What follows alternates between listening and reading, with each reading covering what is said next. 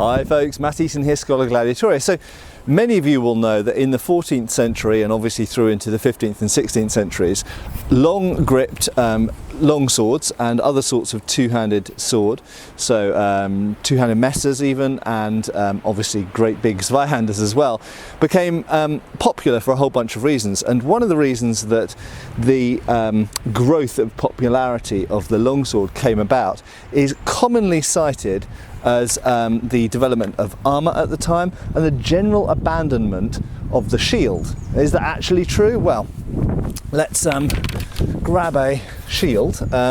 So the shield definitely was the primary, one of the primary things we see carried by men-at-arms in the 14th century up until about the 1360s, 1380s, and around the time that full plate harness starts to come about, we start to see the gradual abandonment for men-at-arms or knights of the shield, at least certainly on foot, and less so on horseback perhaps, but on foot we start to see the gradual abandonment of the shield by lots of those kind of knightly classes. And of course at the same time, two-handed weapons like the longsword and the poleaxe do seem to become a lot more popular because they are perhaps debatably used in conjunction with full plate, more useful.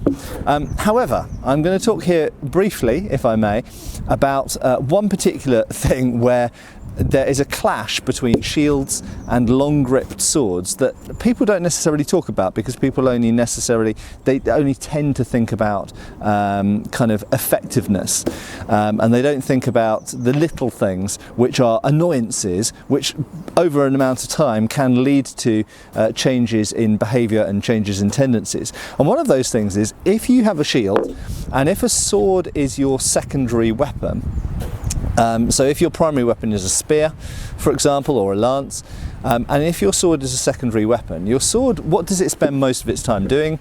As anybody watching this channel regularly will know, because I harp on about this a lot, it spends most of its time in its scabbard at your side. It is a sidearm, okay? Not to say that swords weren't used a lot, swords were used a lot. It's an interesting bird. Swords were used a lot, but they were worn most of the time. Okay, they were worn most of the time and they were drawn when they were needed. So how comfortable and practical they are to wear is very, very important. And it is notable that a longsword, if you have a bigger longsword, generally speaking has an advantage one-on-one against a normal size longsword, but you can't wear it. There gets to be a point at which a longsword is too unwieldy to wear comfortably. And if you can't wear it comfortably, people won't wear it. They'll wear something smaller and shorter. And something I have noticed wearing long swords and, as I've got on here, the Langmesser, is that when you have a shield, the hilts are a real massive nuisance, because they clang and clash against the shield all the time and they get stuck around it. And it doesn't matter what type of, I mean, if you're using a buckler it's not a problem, but it doesn't matter what type of larger shield, whether, I mean, this is a relatively small heater shield, and yet even this is a problem. And I'm wearing the correct I'm wearing the correct belt gear and it's hanging in the right place and it's perfectly fine as it is, but as soon as you bring a shield into play, the extended hilt of the Langmesser is a real nuisance. If I just ditch the shield for a second, and that is of course the same situation with the longsword. The longsword hilt clashes and gets in the way of the shield, and so does the Langmesser. Now I do think it's interesting that a lot of people assume that the Langmesser, I'll just put the longsword down, a lot of people assume that the Langmesser, so this is the Landsknecht Emporium one, a lot of people assume that the Langmesser is a peasant's sword. I think that's not really accurate. It's maybe a sword that was worn by working and middle classes, but it was also worn by upper classes as well. And they also assume that it's older than it actually is. And in fact, the Messer and related weapons, the Langmesser, as it is formed here with the long hilt, is really something that comes about quite late in the 14th century. And these weren't really popular until really, let's say 1390, 1400 and after that. These are really 15th century weapons predominantly, and of course they went into the 16th century as well.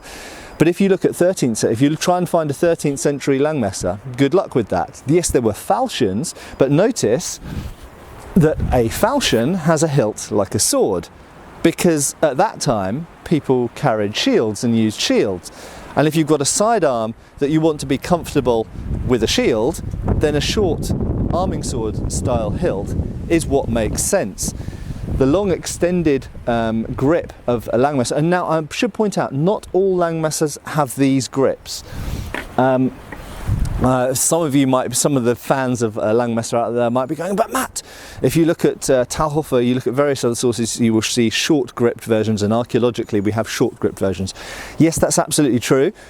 Why would you have some that have a long hilt and some that have a short hilt? Well, perhaps one of the reasons is what I've just said. Basically, the longer the hilt is, whether you have a shield or whether you don't have a shield, if you have a long hilt extending out here, it gets in the way of things.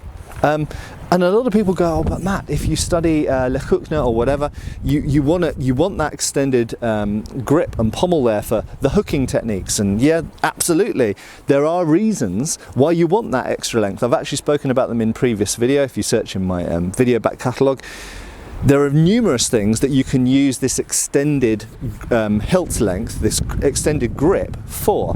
One of those indeed is hooking techniques in close, in giocostretta or grappling. But equally, you can use it just even when you're using the sword. You can slip out the grip out to long distance. So you can, it offers various advantages.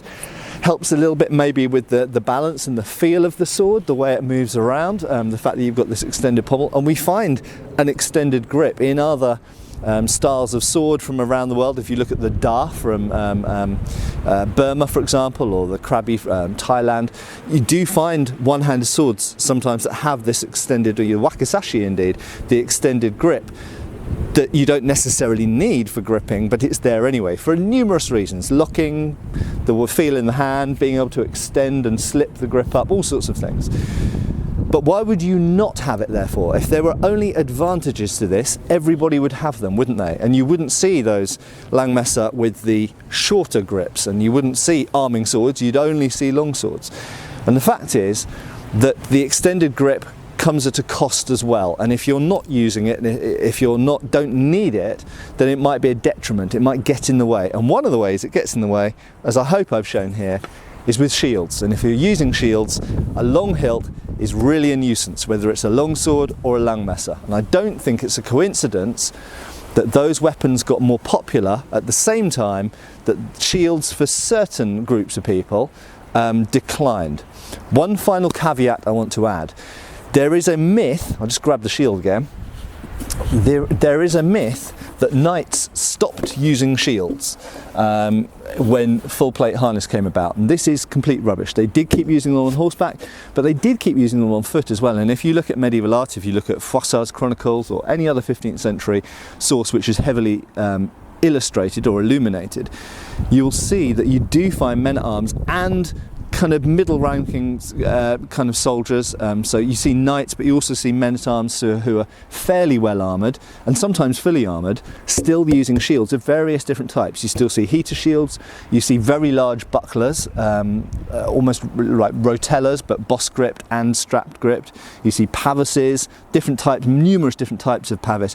So shields were still used right the way through the 15th century and into the 16th century, but usually, not always, but usually when people are using one of these types of shield, they usually have a sword which has a shorter grip. Not just because, oh well, they need a one-handed sword because it's, they've got a shield in the other hand, but also because long-handled or long-hilted swords are a nuisance to wear compared to a short hilted sword.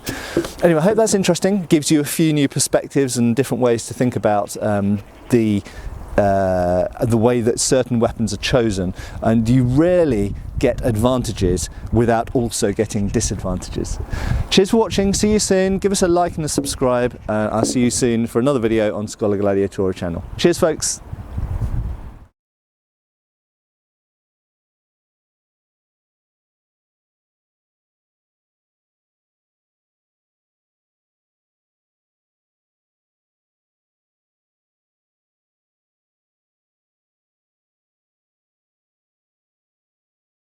Thanks for watching. We've got extra videos on Patreon. Please give our Facebook a like and subscribe if you haven't already.